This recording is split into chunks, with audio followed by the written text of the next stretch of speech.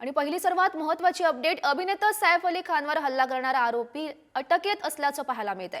ठाण्यातील कासर वडवली या भागातून हल्लेखोराला अटक झाली। बिजॉय दास असं आरोपीचं नाव आहे। आरोपीकडून गुन्ह्याची कबुली सुद्धा केल्याचं पाहायला मिळतंय। वांद्रे पोलिसांनी गुन्हे शाखेच्या संयुक्त कारवाईनंतर ही अटक झाली। ठाण्यातील कासर वडवलीतून हल्लेखोराला अटक झाली आहे। महत्त्वाची बातमी आपण सध्या या प्रकरणासंदर्भातली पाहतोय। 3 दिवस खरं तर पोलिसांकडून या आरोपीचा शोध होता।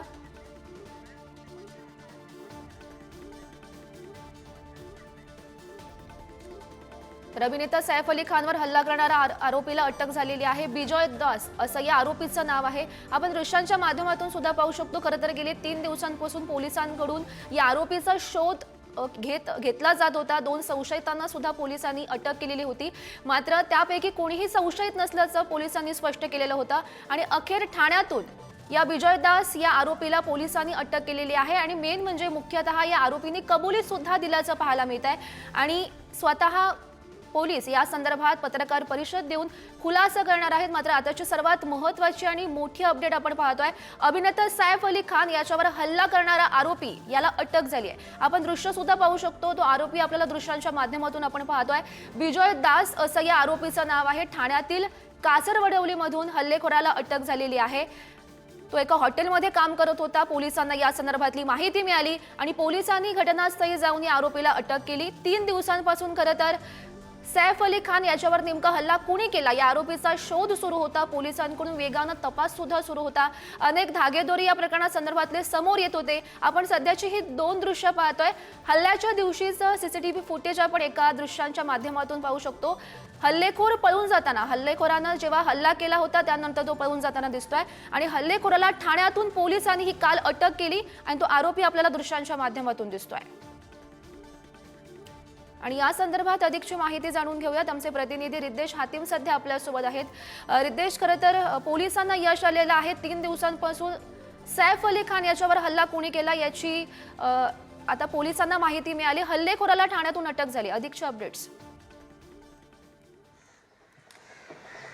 नक्कीच आपण पाहिलं तर सैफ अली खान यांच्यावर हल्ला करणाऱ्या आरोपीला अखेर 3 दिवसानंतर ठाणेतून कासरवाडी परिसरातून जो हिरानंदानी इस्टेट आहे तिकडनं त्याला अटक करण्यात आली आहे। महत्त्वाचं म्हणजे आपण जर पाहिलं मागील 3 दिवसापासून पोलिसांनी अनेकांची जी चौकशी आहे ती केली होती। पोलिसांच्या रेडारवरती तो प्रत्येक माणूस होता जो आरोपीसारखा दिसत होता। महत्त्वाचं म्हणजे या प्रकरणामध्ये पोलिसांनी 2 ते 3 जणांना ताब्यात देखील घेतलं होतं।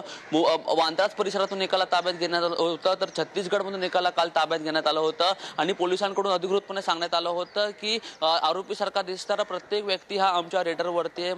महत्त्वाचं म्हणजे या घटनेनंतर जो आरोपी आहे त्याचे सीसीटीव्ही फुटेज देखील सैफ अली खान यांच्या इमारतीमध्ये आणि त्यानंतर वांद्रा रेल्वे स्थानक असेल, त्याचबरोबर दादर मार्केट असेल या परिसरामध्ये त्याचे सीसीटीव्ही देखील तिकडे तो आढळून आला होता। आणि त्यानंतर आरोपीला अखेर 3 दिवसानंतर पोलिसांनी हे ठाणे परिसरातून जे अटक केलं आहे, हिरानंदानी परिसरातून हा जो संपूर्ण भाग आहे तिकडे इमारतीचं काम चालू आहे, तिकडे त्याला अटक करण्यात आली आहे। हा ज्या आरोपीचं नाव आहे त्या आरोपीचं नाव बिजॉय दास आहे, जो वेस्ट बेंगालमध्ये राहतो। आता या प्रकरणामध्ये आरोपीला इमारतीमध्ये शिरायला कोणी मदत केली होती या संपूर्ण घटनेसंदर्भात आरोपीकडूनची माहिती आहे एकंदरीत पोलिसांकडून ही घेतली जाणार आहे। आज त्याला वांद्रा कोर्टात देखील हजर केलं जाणार आहे आणि पोलिसांकडून जास्तीत जास्त दिवसांची पोलीस कोठडी ही मागितली जाणार आहे। तसंच आज 9 वाजता पोलिसांकडून पत्रकार परिषद घेऊन या संपूर्ण घटनेसंदर्भात जी अधिक माहिती आहे ती दिली जाणार आहे। आपण जर पाहिलं तर या संपूर्ण प्रकरणामध्ये पोलिसांनी 35 पथक आहे जे बनवले होते, पण त्यामध्ये मुंबई पोलीस असेल आणि क्राईम ब्रांच होते यांची संयुक्त हे पोलीस आहे जे काम करत होते। यामध्ये 3 दिवस झाले तरी पोलिसांकडून जो आरोपी आहे तो अटक होत नव्हता आणि पोलिसांवरती खूप जास्त प्रेशर देखील बनला होता।